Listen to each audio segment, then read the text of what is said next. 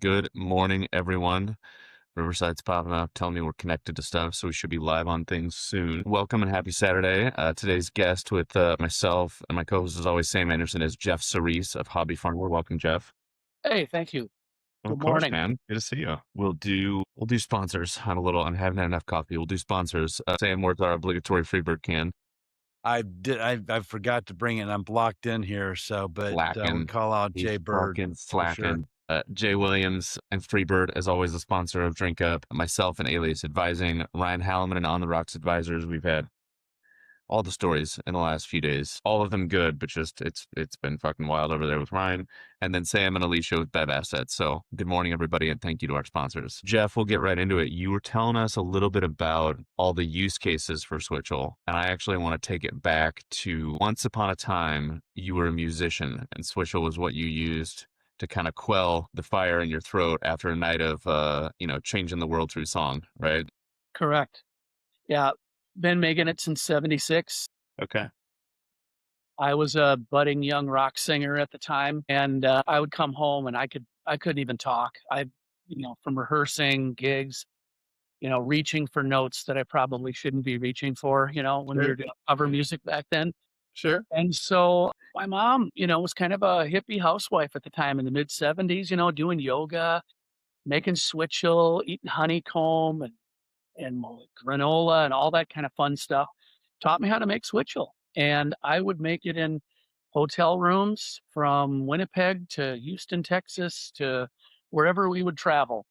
And I'd bring it down on stage with me, and I was drinking it to clear my throat. And I didn't even know at that time, in my late teens and my 20s, that it was a liver and a kidney cleanse. But that's probably pretty instrumental in why it kept me alive in a rock band for 15 Sure. years. Sure. And Yeah. it was just fantastic, and so everybody, all the other singers in the band were drinking it too. "Hey, make me up some of that switch," and so we were just taking it with us and doing it in hot pots and stuff in our hotel rooms, and, that's how I started drinking it. And when I got out of music in 1989, I just, would make Switchel when I wanted a nice pick me up in the summertime, or maybe I had a sore throat and needed something to give it comfort. Sure. But I wasn't drinking it as much, until we kind of started examining all these 100-year-old family recipes and, maybe doing a little side hustle a little bit. Sure. And that's when it kind of got launched. Sure. And I know you got pickles and you've got hot cocoa mix these days, and we'll get to those things. But so just because I know a little more of the backstory than others, started off in glass. You were in glass for a while, and then the transition to cans. So maybe walk us through why glass and then why the move to cans. Well, we went to BevSource to scale up my recipe, and they were instrumental in kind of helping us find our first copacker. And our choices, for co-packing were this little place down in southern Minnesota, down in Marshall, that had a bottling line, or we could go down to Alabama, or I think the other one was in Washington State. And so Okay. it was kind of a no-brainer at that point. We wanted to keep it local, and I just, Sure. you know, chose Brow Brothers Brewing, and we went down and met Dustin and those guys, and they were a good fit. They were, experienced bottlers and brewers, and making Switchel was no problem for them. So we went to the place that was the best fit for a lot of different reasons. And it happened to be amber glass bottles that they used. It was an older bottling line, Mm-hmm. and we probably bottled with them 2017, to get ready for our grand opening at Keg and Case in 2018. And then I think up until about 2022. And we started losing some accounts because they didn't want glass bottles. And we started e-commerce, when COVID hit, and we ended up having to resend orders because the bottles were breaking and people weren't handling them properly. And, a case weighed 40 pounds. It was heavy. Mm-hmm. Mm-hmm. And so I just kept asking them, when are you going to put in a canning line? We want to go with these sleek cans. And they weren't ready. So we ended up going over to Astor Beverage in New Richmond. Sure. And we met those guys through 5 Watt Coffee. They kind Mm-hmm. of, some of those guys started Mm-hmm. the Astor Beverage group. So they had a canning line that was state of the art, and we tried it and we loved it. The new cans were a hit. All of a sudden, we can go into places the glass bottles couldn't go, Mhm. and I think we did 3 or 4 production runs there, and then we started to get nudged out a little bit by, Tattersall Mhm. and some of the other bigger players were doing all their seltzers there. Sure. And so my production times, my windows were closing in, and if my ingredients didn't arrive on time, we were in trouble. Yeah. Rob Brothers called back, said, "Hey, Jeff, we put in a canning line." I'm like, "Really?" So back down to Marshall we went, and we've been canning with them since we switched over. Very cool, Yeah, man. I asked that story because I knew what you were gonna say, but I wanted people to hear your version of, okay, so you started in bottles kind of because that's just what was available, right? yeah, Not yeah. entirely, but kind of, right? So taking opportunities where they existed. And then you switched to cans because bottles were creating headaches, right? So you made, which I'm sure was not an easy decision because there's artwork and approvals and minimums and all sorts of shit that goes involved. And then what do you do with all the glass you bought? All sorts of stuff. And then you switch co-packers because the cans necessitated that change. And then you switch back because having a co-packer that, and no knocks to the Astor team, but like the brand and the co-packer have to be a fit for one another, right? Right, It's right. And we you were a switch good back. fit at Astor as well. And if we had, I feel like we've got a capacity plan in place now where if we needed both canning lines, we've got experience with both now and we could pump out hundreds of thousands of cans in a good short time frame if need be. So, and I'm checking, if you see me looking around here, I'm checking to make sure LinkedIn's connecting. It's taking a minute on my end. Is it connecting? It's trying to, it hasn't done it yet. It hasn't done Yeah. it yet. So one of the other things I want to ask you, Jeff, and you can tell me as much or as little about this as you want, but obviously you and I connected in, I think January or February was the last long form conversation we had. And you were trying to work on, not only maybe finding some better fit distribution partners, but also just looking at things outside of traditional retail, bars, restaurants, things like that, right? Right. And I think I'm correct in saying that the last few months have been pretty fruitful for you there. So if you don't mind walking us through kind of the latest and greatest for you guys, I would love to hear that. Well, yeah, I mean, we ended up getting Brow Brothers as a distributor this year. We also, I'm trying to think if you asked me, Saratoga was about a year ago, and they cover 23 counties in northern Wisconsin, and which is where I'm sitting now in Red Cliff, Wisconsin. And coming up here a lot, I decided that it didn't make sense not to be selling everywhere I go. That's just what I Sure. do. It's kind of Sure. live and breathe switchel or whatever I'm doing. So I started calling on a bunch of places up here as we drove up, and I'd stop in all the little fishing villages like Port Wing and Herbster and Cornucopia and Red Cliff and Bayfield and Washburn. And before long, I had, 15, 16 new accounts up here. And Sure. that kind of helped me land this distributor relationship because I was able to hand off some pretty sweet accounts that are on their route already. I still maintain a few of my own where people say, "Hey, we don't either work with them or I'd rather work with you direct." And our distributors are great that way. They're like, whatever works with us. So Saratoga's been really good about adding some new accounts for us that, we've expressed interest in, like Tom's Burn Down Cafe on Madeline Island. And we're now there and we're at the St. James Social in Bayfield, a boutique hotel, and Wild Rice Retreat up the shoreline towards Washburn, a yoga retreat. Yeah, we're starting to nail different things like that. And in Minneapolis, Minneapolis yoga, Move Hot Yoga, they've added it. Samuel, we were talking earlier about, athletics and recovery and, yoga is another activity where people really need electrolytes after, especially with hot yoga, after they've done a workout. And it's just a great replenishing drink to have after you've done a workout. So those places are latching on. Plus, you can do your workout and then you can go out at night and add your vodka to it and enjoy it like the farmers did back in the day, right? Exactly, exactly. So that's how we're kind of getting into a lot of bars and restaurants too, because it is a sophisticated mocktail right out of the can. I mean, we basically got all of our new licensing done this year for festivals and events that now allow me to be a mixologist and add things to our mocktails that we couldn't do originally without the new licensing. Sure. So we're doing mocktails at all these festivals, and I'm adding just a little citrus, dehydrated orange, lemon or lime, blueberries, elderberry, mint, rosemary, maybe some cedar, and it's turned into just a fantastic. Oh, and some lingonberry syrup or grenadine on top. And these mocktails, people are walking away and they're just like, "Wow, this is just like a craft cocktail because it's got a ginger bite, and our cayenne has even more of a bite." And so it's become kind of a little cottage industry of in and of itself, and it's peaking at the right time because bars, if they're not serving a sophisticated mocktail, they're leaving a lot of money on the table.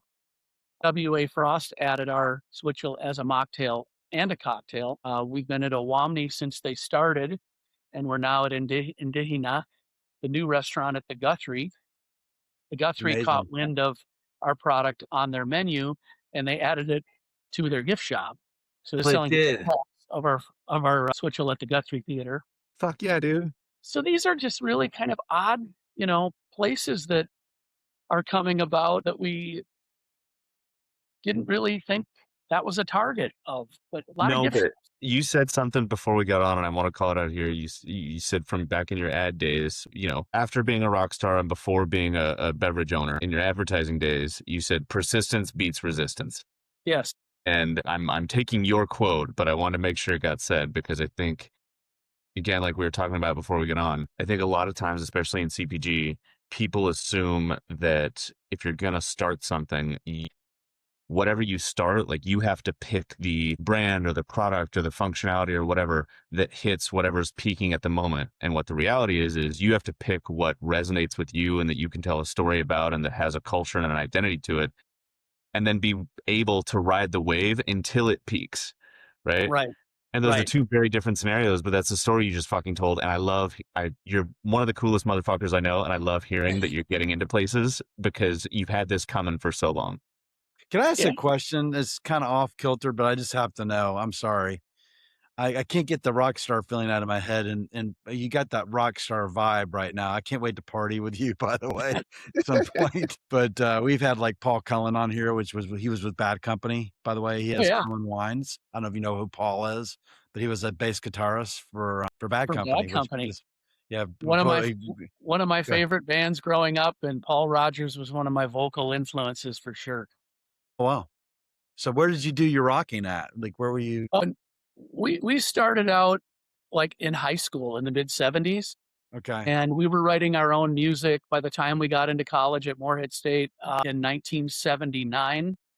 We met our guitar player, our bass player at orientation, and those guys who understood music theory, and we started writing music in 1979 and got a little band house in Little Italy just outside of Morehead in this little railroad community called Dilworth, Minnesota. And we started writing our first album there, and it took off from there, and we got an agent in Minneapolis and soon moved down to Minneapolis late in 79. And we got our first opening slot at Uncle Sam's for Good name. Robert Gordon and Link Ray. And we were playing the Longhorn at the time and Uncle Sam's. And then Duffy's kind of latched on to us a little bit in 1980. And we were playing the Caboose and all these places. And Duffy's actually offered us 10 grand to go across the street at Sound 80 and record our first album if we would play their club exclusively for a year and pay it back. $1,000 every weekend we played would go back to pay off the loan. So that's what pretty got good us. money back then, right? That's It pretty damn was. good money. So I mean, recorded our first album at Sound 80, where Dylan did Blood on the Tracks, and Leo Kottke recorded a bunch of hits there. It was great studio, and we kind of took the finished masters and shopped them around, and Twin Tone Records signed us, one of the hottest Midwest labels around at the time. And so we did our first and second albums on Twin Tone. Our second album, Blind Impulse, got rave reviews from Robert Palmer, a writer at the New York Times. And we started opening up for bands like REM and Psychedelic Furs, Iggy Pop, the Flesh Tones, Bauhaus, Joan Jett. We just Amazing. Romantics. We were on tour Jeff, all the time. I can't believe I've never done this before, but I'm doing it now. The name of the band was The Phones, correct? We were The Phones. And then in 87, We changed our Phones, name like to pick up the Sticky. phone? Yeah, Mhm. like the phones. Man, you're like speaking my language. I'm a pick up the phone guy. So Yeah. I'm gonna be playing the phones today on my walk. Yeah, we're on Spotify, we're on Apple Music, and you can find our stuff on YouTube and old videos of us jumping around as 20-year-olds. It's pretty funny. I was up at the Winnipeg Folk Festival last weekend, and it was kind of a hoot because we were playing up in Winnipeg on 78, 79 at the Curtis Gordon Hotel and some clubs downtown. So after the festival on Sunday, we drove through Winnipeg, and sure enough, the Curtis Gordon was still there. Stopped and took a few pictures of a hilarious little trip back in time.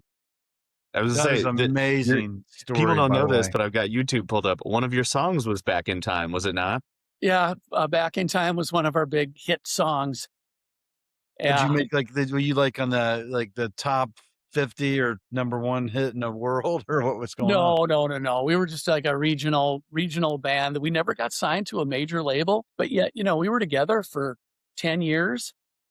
So again, I think Wow. that relates to the Switchel business too. It's like a lot of people think, you're only a success if you get a bunch of investors in and you get millions of dollars and you make it big for about a year or two and then you're gone. I think success is more defined the way I like to do business as being sustainable over time and keeping your nose to the grindstone. And like I said earlier, persistence breaks resistance. Those are the fun things that make working every day for me a challenge and rewarding at the same time.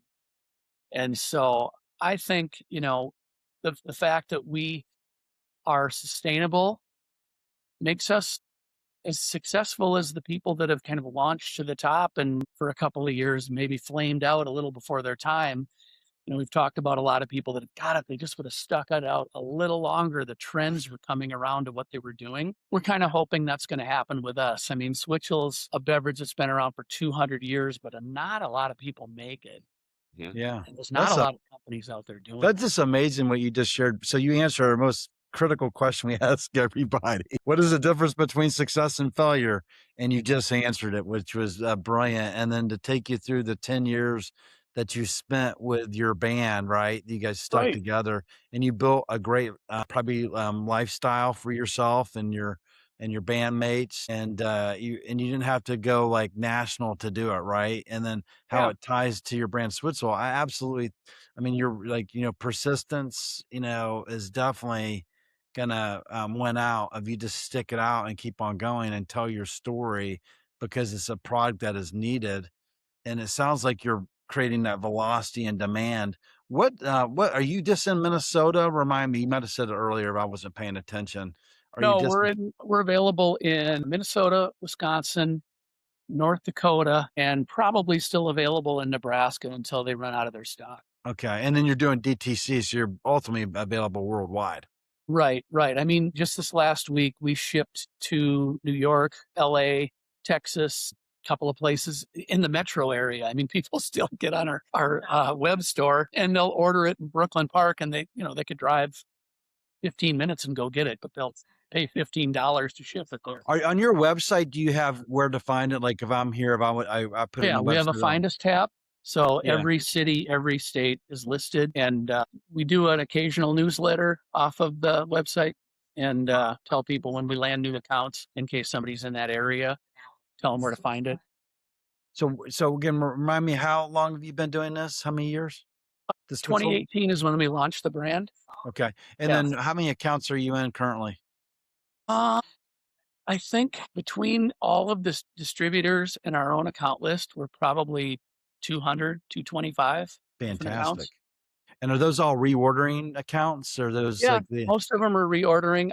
Some of them are brand new, and maybe a dozen are new ones over the last month or two. It's my goal to add at least 5 new accounts every month, and we've been pretty good at that. Again, that's that funnel mentality. Throw enough Yeah. Yeah. samples out there at the top of the funnel, and you're bound to get an order trickling out of the bottom of the funnel every week, every month. And so I just try to stay busy doing that. Yeah, it's just I mean, last night up here in Red Cliff, we were at Big Top Chautauqua, and this is kind of a nice little tie in with the music and the switchel too. I know a couple of the guys in the Jayhawks, buddies of mine from the 80s when we were in the music industry. And so I brought them a nice ice cold bucket of switchel backstage Yeah. during their sound check. And we've been trying to get in Big Top for 2 years, the beverage. And I got in, and the stage manager and the people were a little hesitant. You know, what? What do you got? You want to bring it backstage? I'm like, yeah, I know Mark and Gary. I've talked to them, and we're coming tonight. And I just wanted to give them a little gift. And so then we got backstage, and the guitar tech and the sound man were there, and immediately the guitar tech piped up and said, "Oh, Switchel, I love it. We get it all over Minneapolis. This is one of my favorite drinks. And you got the hot one?" And I'm like, "Yeah, cayenne's in there." And the stage manager took notice of that. And then I got to say all the other places around here that are carrying it, like Howell Adventures, Tom's Burn Down Bar, and St. James Social and grocery stores, all these places. And then the sound man, we started talking music, and he's like, "Oh yeah, Jeff from the Phones. I ran sound for you guys at the Uptown Bar back in the 80s." So then, it was Amazing. just both the music and the switchel thing came together in that one conversation, and we left it behind. And then we got up to will call and got our tickets, and the person was like, "Are you guys the ones that brought the beverages backstage?" We're like, "Yeah, thank you. That's Yeah. Wow. They loved it."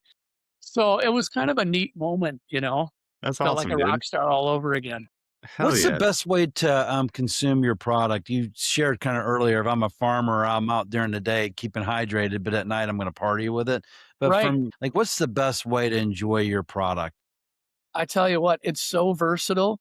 This is something you can pull a can out of the back seat on a day when it's 90 degrees out, and it's just sitting on the seat, non-refrigerated, and you can drink a can of Switchel and it's still going to be refreshing and thirst quenching. I enjoy it warm occasionally like that. I also like it on the rocks, and I like it ice cold out of, just an ice cold can. When I'm feeling a little under the weather, I will actually warm it up like the cinnamon and make a hot toddy. That's better than NyQuil. So much I'm going to honey in it. replace I drink kombucha. I'm going to be replacing my kombucha with Switchel now. Well, drink them both, because kombucha Okay. is a probiotic. So Okay. that's adding millions of new bacteria to your gut biome. Switchel's a prebiotic. So Oh, that okay. feeds the good bacteria that already exist in your gut biome. You really kind of need a little bit of both for good gut health, to add bacteria and to maintain what's already there. And so Switchel's a cousin of booch, and I think it's, you can consider a cousin of shrubs too, because it actually, shrub has apple cider vinegar, but they lean more towards fruit extracts. Switchel has always basically been ginger, honey, and apple cider vinegar, and not necessarily always honey. Whatever the sweetener was in that region of the United States was what people put in it. In the South, it was blackstrap molasses, sorghum. Up in the Eastern Seaboard, maple syrup. And I always made it with honey because I grew up in the Midwest up in Moorhead. But we do a maple syrup version of it as well. And so it's not only gluten-free, that one's vegan as well. So we're probably going to can that one pretty soon. It's becoming really popular.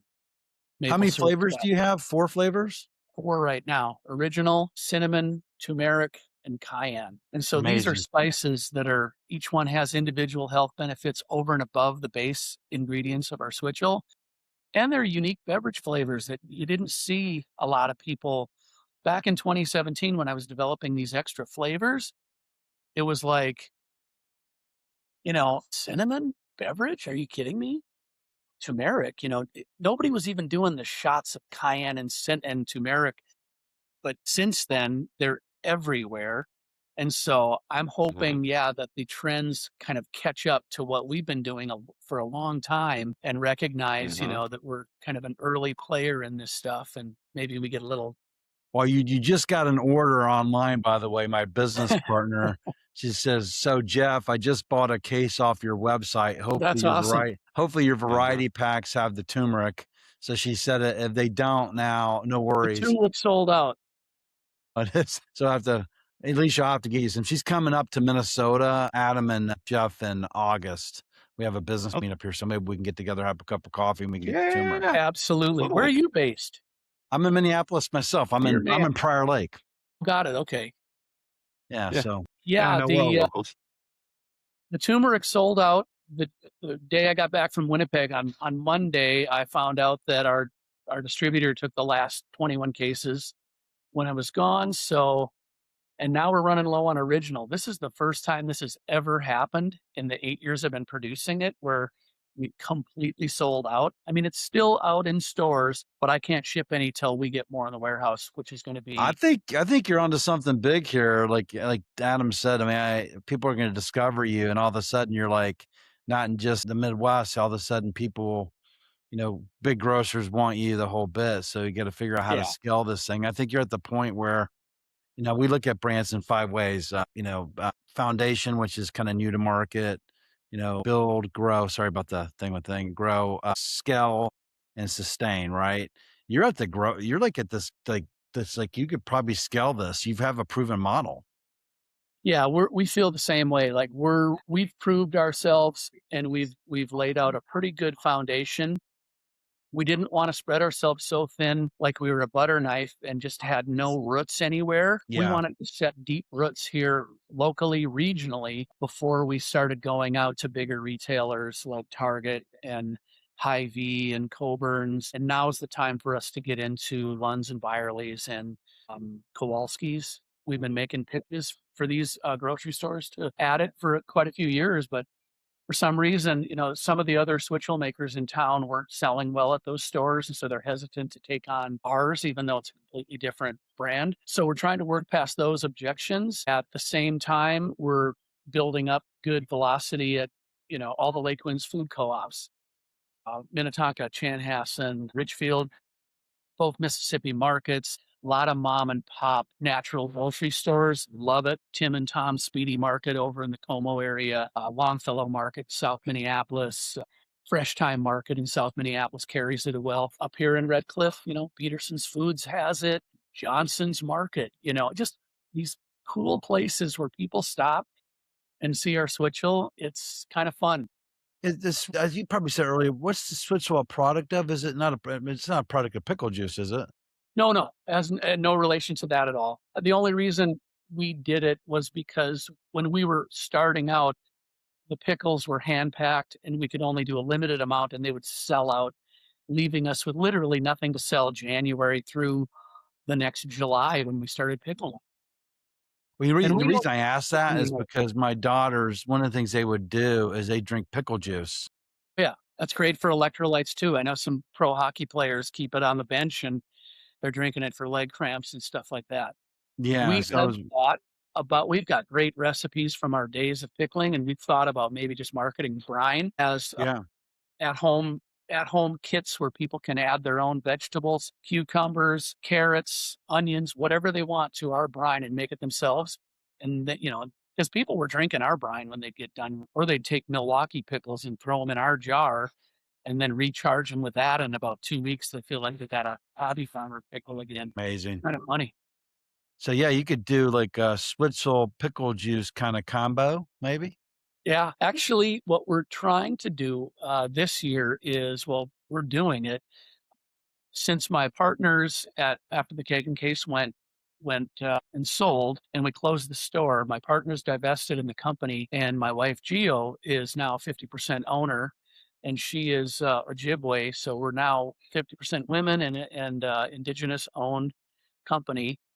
And we've dabbled with some indigenous teas, mixing it with our switchel. And that was something we've done as fundraisers, and they sold it through Owamni. And we also sold it through the Indigenous Peoples Task Force in Minneapolis, where she works part-time, and raised money for the Nibby Walkers, which are the women, the elders that walk, and they're water protectors. 2 years ago, they walked around Lake Superior, and this year they're walking from New Orleans up the Mississippi River to Minneapolis.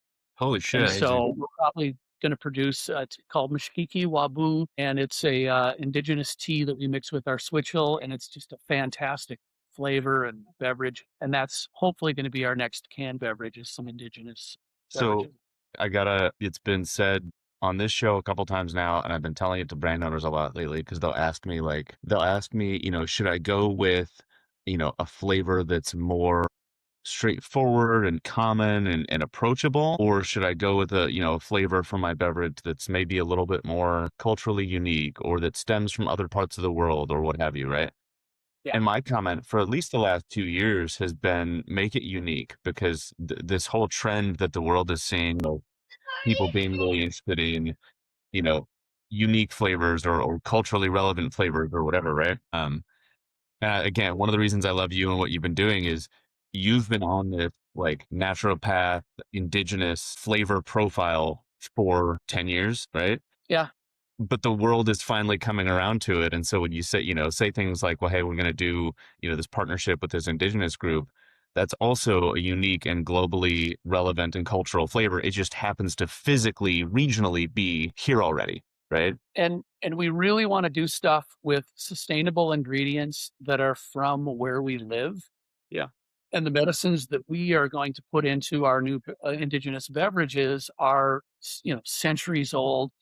This is stuff that culture has been using for centuries, Sure. and it is going to be very unique. We just there's enough watermelon, kiwi, you know.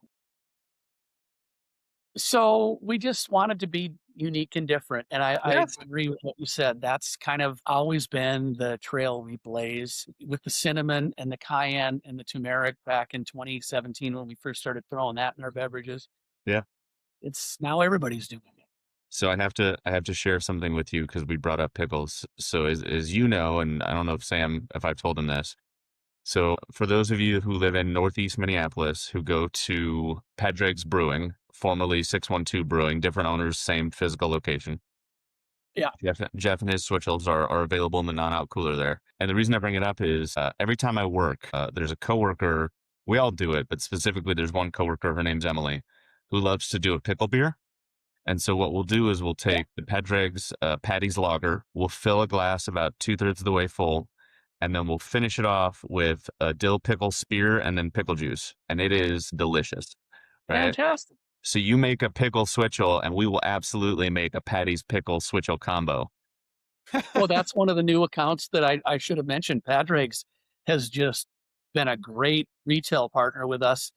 And we're getting added to a lot more tap rooms now. They want a little non-alcoholic something for the Hmm. people that are either the designated driver or people to take a break from the really high octane beers that are being made.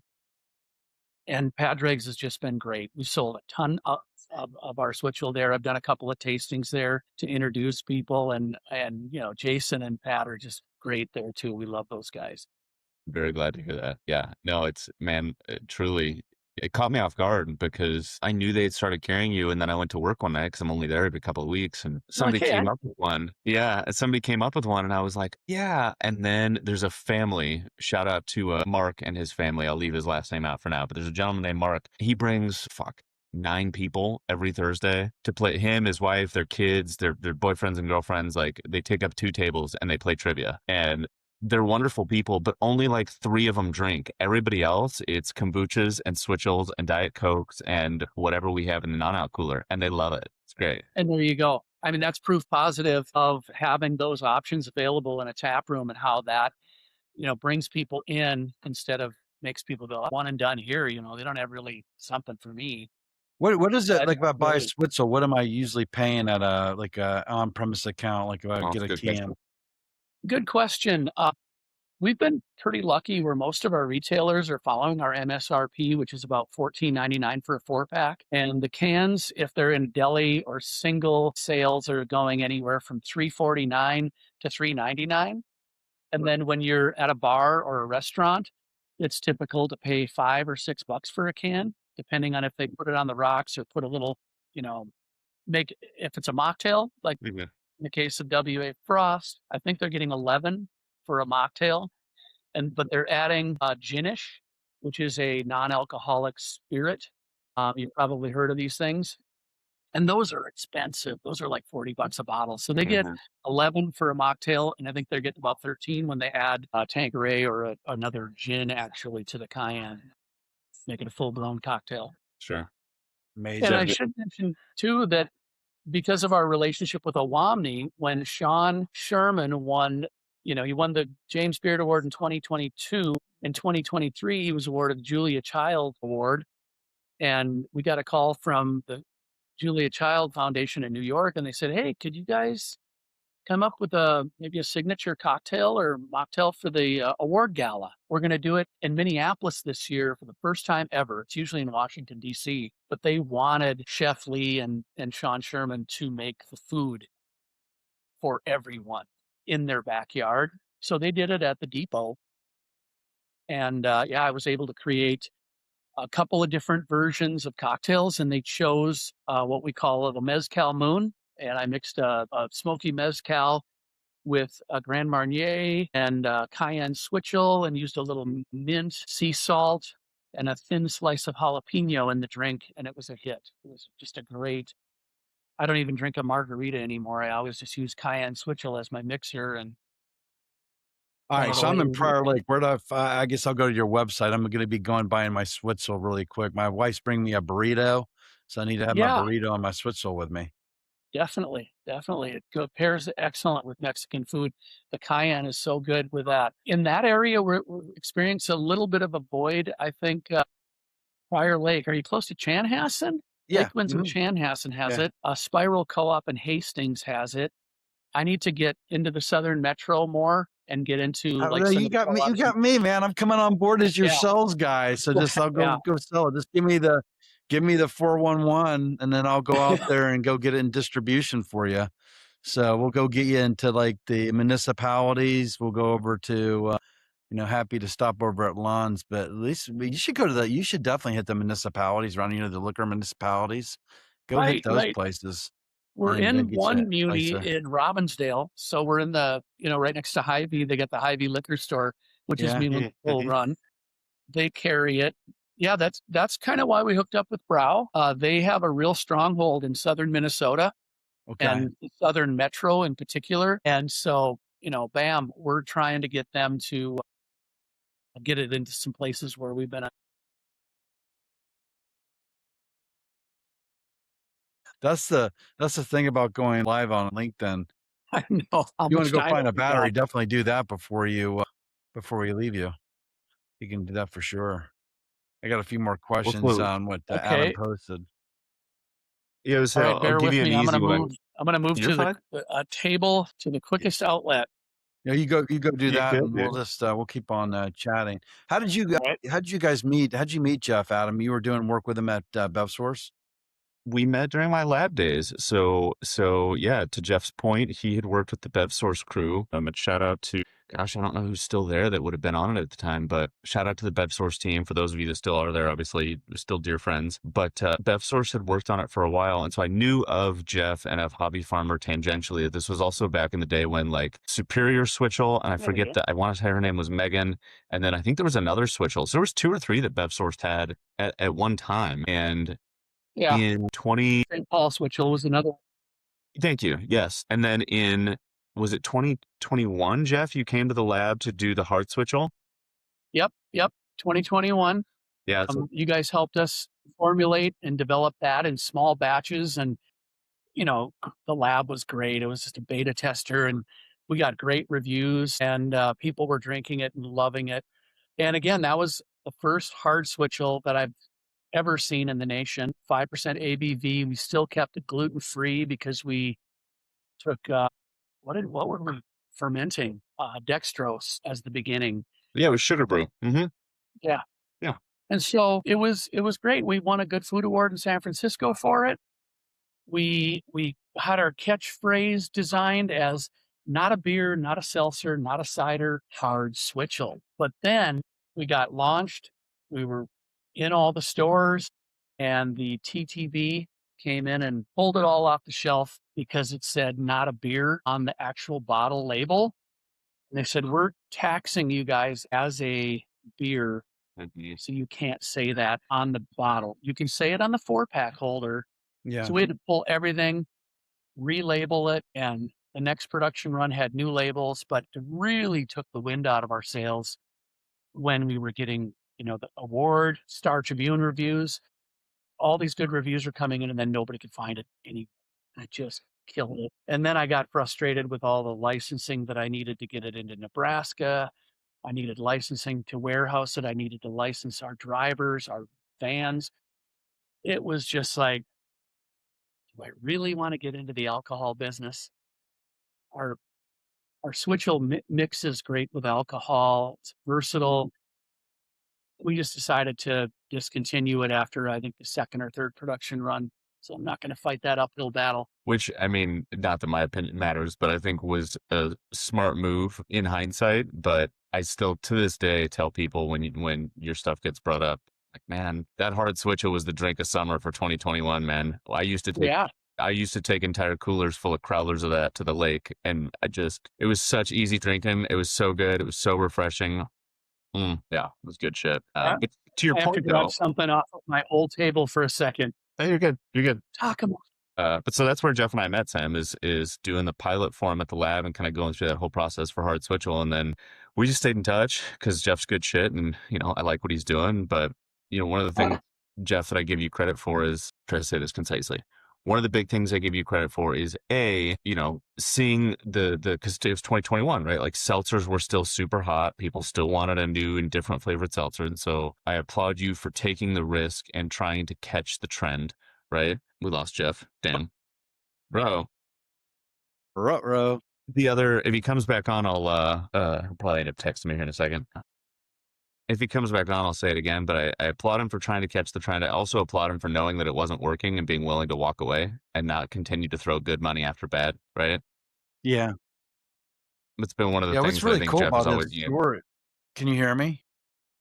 Yeah, I got you. Can you hear me?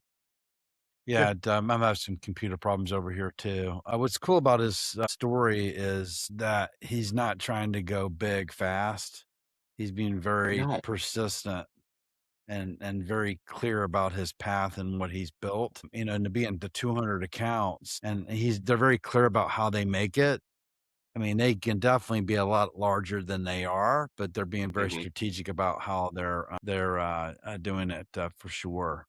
But hey, when we go live, Adam, this is what happens here, man. Right? Yeah. This is the reality. I don't even know if we streamed on LinkedIn. I think LinkedIn keeps on crashing on me every week. So maybe you can stay with me for a few minutes afterwards, so we can just do a test. I would love to do that. By the way, Yeah, Jeff, you're back.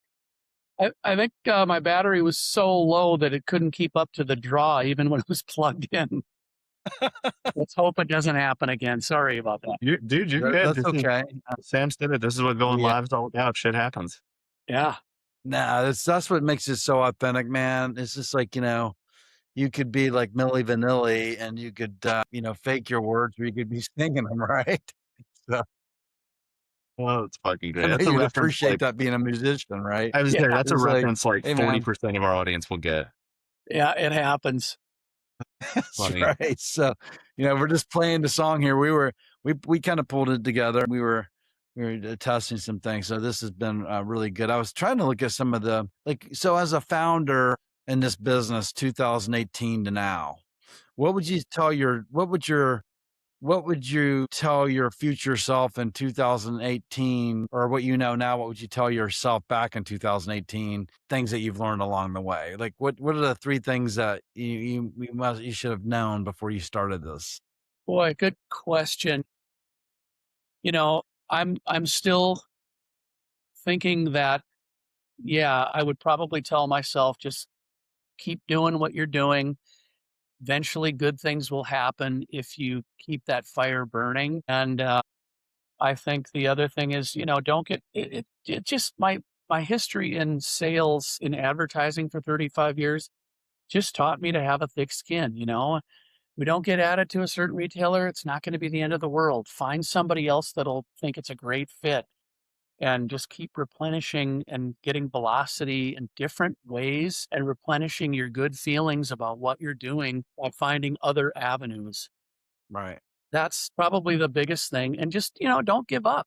It's so easy to give up, but this was a side hustle for me for the first 6 years. And I mean, it just kept growing and growing and growing. And we kind of always considered it to be something we did on the side that maybe then when I retired, I could continue going, have a retail store, instead of, buying a real estate or VRBO or something. I wanted something in retirement that would kind of continually fund and I could hand it off to my kids maybe. My advertising business was all relationships. It was something that you couldn't hand off to the next generation. It's not like, you've got an insurance agency or something where all these people are set up and they're going to continually hey, my oldest son wants to take over my insurance business.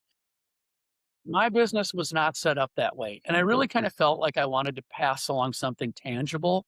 Right. And this is the first time I've ever sold anything tangible. When I was in advertising, I was selling creative services. I'm selling a videographer or photographer to shoot an ad campaign or in-store signage. So I had to sell ideas and things that they had shot for other people and get them to visualize what my creative roster could do for them. But actually having something like they can drink and go, I like it, and I'm going to go back and buy it Yeah. is so much different for me. And it's so much more enjoyable because, you can just nail something and know that people can go get it time after time after time.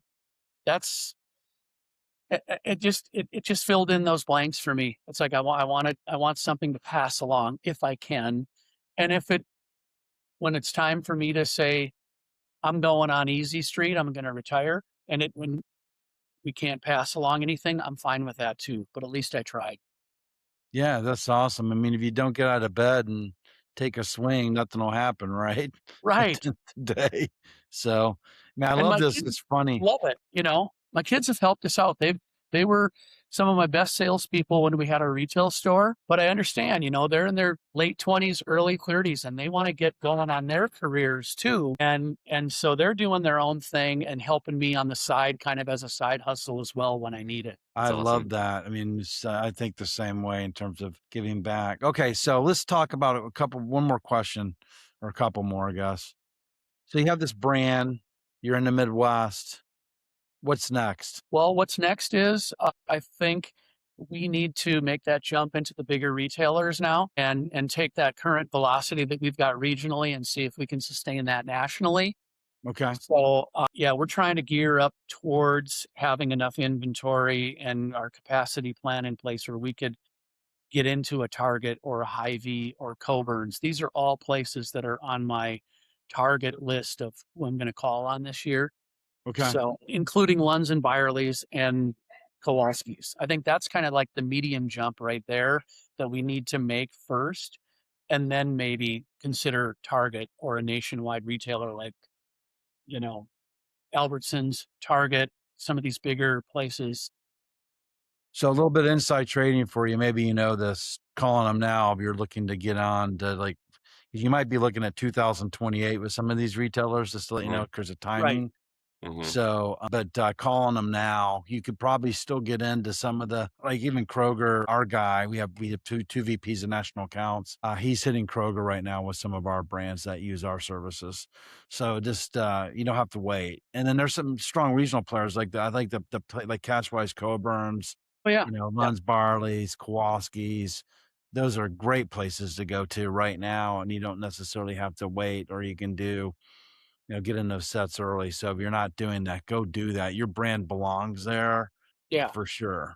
Go And even then, hit Cub Foods, you yeah. know. Yeah. I think our packaging is strong. It really stands out on the shelf amongst all of the competitors. Easy to recognize. Our plus sign is just easy to pick out. And that leads me to our next thing that I think we wanted to do is we've always wanted to dabble in and extend our switchel into the THC business and make that plus sign green for that version. Yeah. But I'm Let's see glad what we happens. I do would it. say wait till November and see what happens before you dive into that. I would I'm glad suggest. we were going to do it last year. I was touring all these places, the suppliers and places, and I'm glad we didn't do it because of what happened. Yeah. And that along with the alcohol one, you got to be careful, and especially with small players like us. Mhm. If we were to invest in that last year and had inventory that was in jeopardy now, that could have killed us. So I really Yeah. have to be careful with our next steps and not get over the tips of my skis with these crazy ideas, it's got to be a methodical decision that we know we can support and we can sustain. So that's That was the biggest learning for me is I was a corporate guy for, geez, I've been doing this for 39 years. So for 34 of my years, I was a corporate guy, like worked for Coca-Cola, Diageo, Kellogg's, Breakthrough, big budgets and stuff. And then my first gig, I was working with Jackie Berkeley. I don't know if you know Jackie at Finnegan's. I don't know if you yes, know Jackie. we're very well. We were in Finnegan's for a while. Yeah. So she's a dear friend and the whole bit. And, but she taught me a lot. That was kind of my first foray to being in, working for a small business. And she's like, one thing you need to learn is this isn't a corporation. 2 is cash burn is real. And 3 is we need to generate revenue. So I don't know if that resonates with you. So it resonates with what you just said. You got to be very careful because one wrong move can infect your entire bottom line. Right. And it's even more crucial now when I retired from my advertising gig last summer. Then I started pulling my salary out of Hobby Farmer. Yeah. And that really put a big pinch on our cash flow, more than I thought it would. And it was like, okay, now we got to get a few more accounts here to make this work. And, and everyone that we lose has to be replaced with 2 or 3 others until they get up to speed. So it's really important that we are maintaining that. Have you ever seen the episode? You ever watch Seinfeld? Yeah. You ever see the episode Even Steven? Which one? Even Steven. I can't remember that one. Google, but he's walking down the road and he loses a 20, keeps on going, goes, there's another 20. It's about like top of the funnel. It's like, just keep on jamming it in because there's like, they keep on leaking out, but you just got to keep on packing them in and they keep on going out. So keep on packing them in. They keep on going out, which you're describing the whole bit. This has been great. With the last few minutes, I'd love to just go around the circle and ask you first. One is, did we miss anything that you wanted to convey to our audience today that we can convey, or anything else that you want to share that we didn't share? Well, I would just like to remind your audience how important it is to support local, support small businesses. Doing that, you're supporting not only the small business you're buying from, but all of our suppliers, which is a small brewery in southern Minnesota. It's Sweet Harvest Honey in Cannon Falls. It's our can maker. It's the label maker. It's the designers. It's like, it supports the state of Minnesota and the city of Minneapolis and St. Paul and everybody that we work with. I mean, it's just such a nice little ecosystem. And I think people, really are more mindful now, and they're reading labels, they're reading where things are from. And I think it's super important to keep those small guys alive because the big guys got a lot of money and they can go through the ebb and flow of these, fluctuations in our economy and people not buying stuff and tariffs and this and that so much more easily than the small producers can. And so I just want to remind people how important that is, that you spend your dollars wisely and you keep some of these small players alive. Otherwise, you're going to go back to that gentrification of having Coke, Mountain Dew, Pepsi, and water and coffee. That's it. Because that's the only people that can afford to make stuff are the big companies. Wow. Like well, go ahead, Adam. I have a thought on what you just shared, but Adam, go ahead. What's your thoughts? Yeah, I mean, I think, Jeff, when you dropped out, I said something to Sam, and I'll repeat it here because it bears repeating. And that is your story or your experience on trying to start Hardswitchel, hitting some unforeseen roadblocks and, realizing, hey, it's not worth putting the rest of my business at jeopardy. Like, I think to the point you just made, right? A lot of brand owners want to try things, but they also don't have that, whether you want to call it wisdom or just sharpness of decision making to understand, is this working? Is it not? And do I need to stop or do I need to continue? Right? Like, a lot of people try new things, they add new flavors, or they open a new market, and they have no clear line for themselves on, I will make a decision at this point on if I'm going to keep going. And so then it just kind of wanders, their cash flow or their cash burn wanders. Their sales just kind of are or aren't, right? There's no decision. And I think one of the things I've always really admired you for, the THC thing is another great example, is like, yes, you're willing to try stuff and be innovative and be unique, but you're also going to be very diligent about the core of your business and what it is. And I just think that's something more brand owners could take a lesson from. That is amazing. The last thing you said about small businesses supporting small business really resonates with me on so many levels.